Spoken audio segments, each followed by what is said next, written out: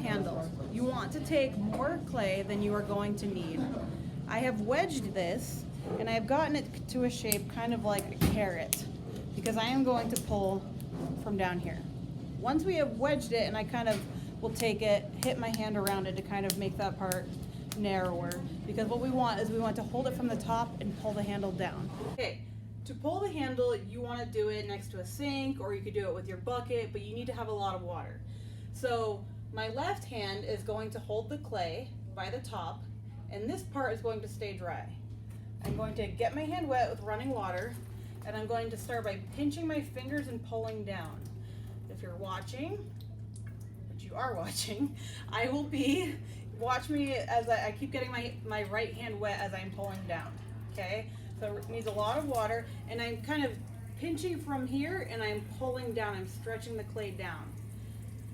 Now, you can either rotate your hand around, which is what I do, or some people like to rotate the entire carrot of clay. We'll call it carrot.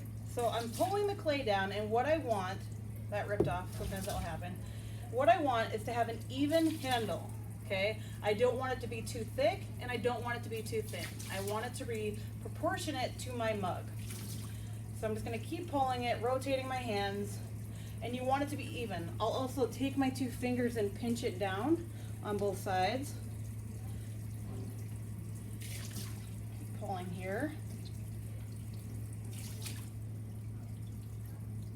If it starts to get thin in a spot, which it might, you can pinch it off. I'll pinch it off right here, it's not really thin, but you can pinch it off and then keep going.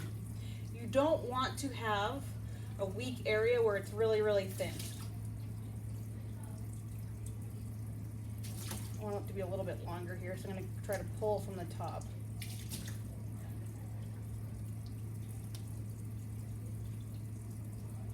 Kind of taking this, got a little bend going.